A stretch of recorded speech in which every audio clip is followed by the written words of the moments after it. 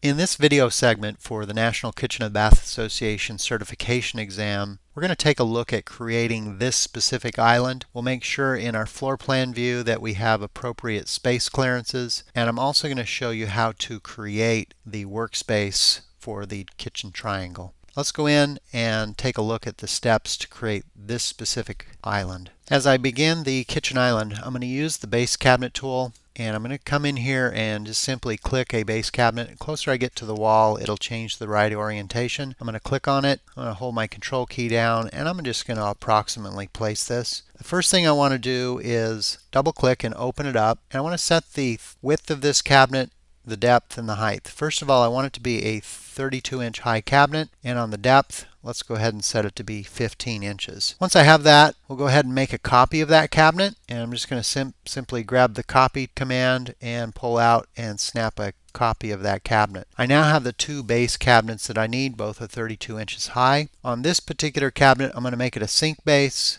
I'm going to come in, click on the drawer. I'm going to delete it. I'm also going to change the door hinge side from a right to a left door. And on the other cabinet, I'm going to make this a bank of drawers. On the face item down here, choose to make that a drawer. And then I'm simply just going to create a split horizontal. If you want to resize those face items, you can do that right here. Now that I have a bank of drawers and a full height cabinet, let's go ahead and pull this down a little bit. Turn on my temporary dimensions. Let's figure out where we roughly have that from the side. And what I want to do is I'm going to set that approximately 48 inches from the sink base. And I'll probably have to make some minor adjustments to that. And in this direction, I'm going to also set that to be about 72 inches. And then I have that positioned. I'll just pull this other cabinet since I didn't have them group selected, snap it into place. And now they're approximately in the location that I want. When I actually place my permanent dimensions, we'll actually make sure that those are exactly where I want them.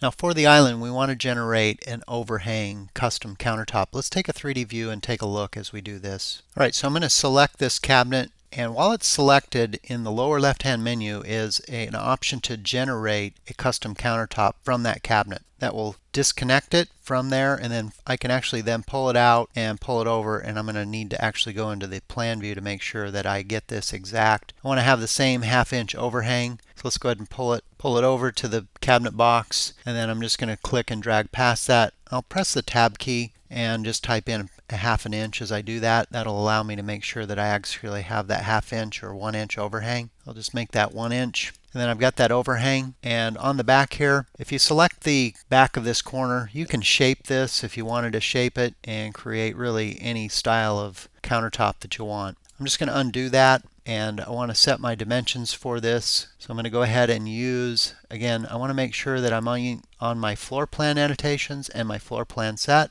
I'm going to come in here and use an end-to-end dimension, and I'm going to come over here and just click on maybe I'll click on the edge of the dishwasher and pull that over, and that's going to the box. So let's click that, adjust it to the countertop, and then let's see if I can pull this over to the door handle on there. So that's about as close as I can get it. If I actually need that on the door handle, I'm going to press W on the keyboard. Just draw a line in here that will represent that handle. Click on the dimension, pull it over so that it goes to the door handle, and then we'll zoom out a little bit. I'm going to draw a marquee around the two cabinets and the custom countertop, highlight the dimension, enter in 48 inches. I'll use the end-to-end dimension. We'll do the same thing for the other side. Let's go ahead and click and get to the refrigerator. Zoom in, make sure that we can actually get to the refrigerator or the handle. Again, it's difficult to get there. So what I'm going to do is, again, I'm going to draw a line that would represent where that handle is roughly, or the refrigerator. Go ahead and click on the dimension, pull that back, zoom out. I'm going to hold the shift key down, draw a marquee around the three objects. I'll then highlight the dimension and also enter in 48 inches. Now I have it positioned. Let's go ahead and pull our dimension out a little bit. Let's pull this over. I'm going to grab the extra diamond and put it on the end of the countertop. And this countertop, when we drug it out, we just somewhat randomly drug that out. I'm going to click on the back of it, highlight the dimension, and in this case I want that countertop to be exactly 35 inches for the solution. Once I've got that set, let's go ahead and click on the dimension, Pick up the extra diamond, pull that over to the edge of the wall, and it looks like I have about 42 inches for that space. Let's go ahead and open that up. I don't want that to be at a 16th. I'm going to open up the default formatting of it, and I'm going to put it at an 1/8 of an inch. Go ahead and pull those dimensions out just a little bit. I'm going to go ahead and pull my wall elevation camera over so it's not in the dimension line. And it looks like when I did that dimension, it's going to the box. I actually want that to go to the countertop, so I'm going to pull that out, have it go to the edge. Again, I want to adjust that to be 35 inches, and then I just will draw one more marquee around that. So I've got all three objects. Very important to get all three since that countertop's disconnected, and I'll set it back to 48 inches. Now, when you do your custom countertops, if I zoom in,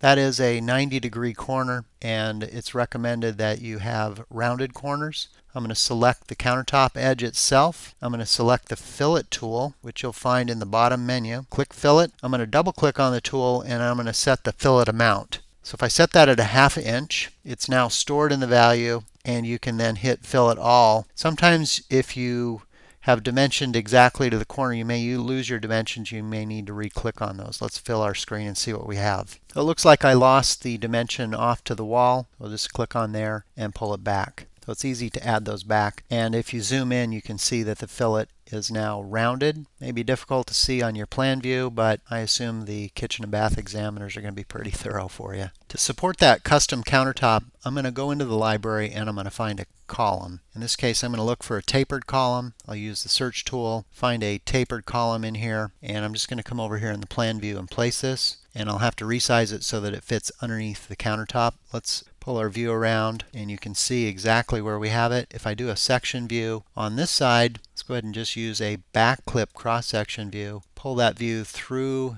part of the cabinet. We'll zoom in, and then I can set the height of that cabinet. We'll just snap it up to the top. In your plan view, you can then actually position this, and then you can copy and reflect it. And once you click on that, you'll get a set of temporary dimensions, and let's just assume that we want to align that with the outside of the box. So I'm going to set that at 0. It's picking a snap up off of the box. We'll go ahead and move that into position. You could do the same thing on the other side. Once you have it positioned, use the copy tool in the lower left hand menu, reflect about center of the cabinet box, and it will then move that cabinet leg over to the other side. Let's go ahead and close our library. There may be an instance where you need to draw a half wall to support an island. You'll find that wall tool underneath the wall types. It's called a straight half wall. Let's go ahead and just drag a wall out off to the side, and we'll go back into our section view and take a look at where this wall is at. So I'm just going to use the back clip cross section view. Or actually, let's just click on this one. I'm going to drag it out so you can see the wall and then change back into that view. When you use the half wall tool in Chief Architect, it's considered a railing. If I double click on that wall, you'll notice that underneath the general panel, you can see that it's a railing. Come down to the rail style. It's solid, which means it's going to be a sheetrocked wall. And on the newels and balusters, you can see the height, which is 36 inches. It goes to the subfloor. You can see this bottom line. Cabinet leg is sitting on the finished floor. And then the rail, which is this top cap over here, can be removed. Well, it can be nearly removed. Press 0 and the tab key, and you can see that it updates. And I can come over to the height of that then and put in 32 inches minus that top cap of 3/4 of an inch. And you can see it update. That's going to be very close, probably off a 1/16 of an inch. And you can see it update in the 3D view. Let's go back to the plan view and position it. And the advantage of using the wall tool, once I position this here, is that it can be framed. I'm just going to hold the control key down so I can get it past the columns, and then I'm going to snap it into place. So once I have it past those columns, I'm just going to pull that and snap it against the cabinets, and then I'll just pull it to the other end of it. Once I've got it positioned, the advantage of using that wall, as I mentioned earlier, there's a tool down here in the menu called Build Wall Framing for selected object. When I click that, it's going to ask you to turn on the wall framing layer. It's not currently on in the floor plan view. Let's go ahead and turn it on, and we'll turn it off because we'll want that just in the construction view. You can now see the advantage to using the wall tool will give you that framing detail, and you don't have to draw any of that in there. Now, if you don't need that framing detail, let's go back into this view. You can just use a solid tool, and you come in here and drag out any shape to support it. If we go ahead and set the thickness of this, let's go ahead and just put in like 30 inches.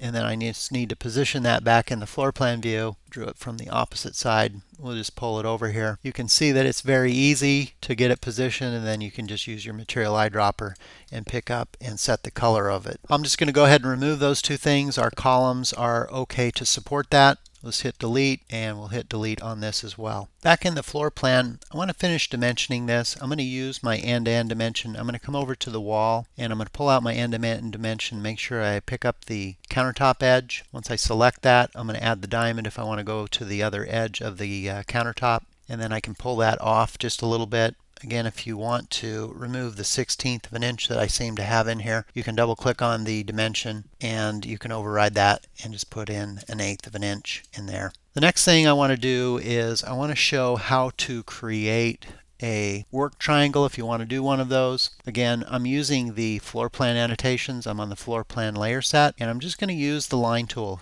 A lot of times I press W on the keyboard. If you click this, you can see the drop down is a W. And all I'm going to do is come over here and pick up the center snap of the refrigerator, and I'm going to draw over to the center snap and pull it up just a little bit to the cook range. Let go. Then I'm going to come on and snap back onto that line. I'm going to find the center point of the sink, and then I'm going to let go, and I'm going to come back and then connect that in and form the triangle. I now have the triangle. Let's zoom in. Open it up by simply selecting it and double clicking on it. On the line style, you can show the length of it, and I'm also going to take the color. Since it's black, I want to take that back a little bit and make it a little bit lighter gray. And then on the fill style, I'm just going to set this to be some sort of an angled hatch. And then again, if I want to choose that, let's actually change it to a horizontal hatch. Change that to be a lighter gray. And I'm also going to just set the transparency in here in case something is underneath of it. I'll just set it at 50%, allow you to see through it. You can now see that it's formed the work triangle. And what I might do is actually pull that back to the edge of the countertop. And you can verify then that that work triangle was within your guidelines.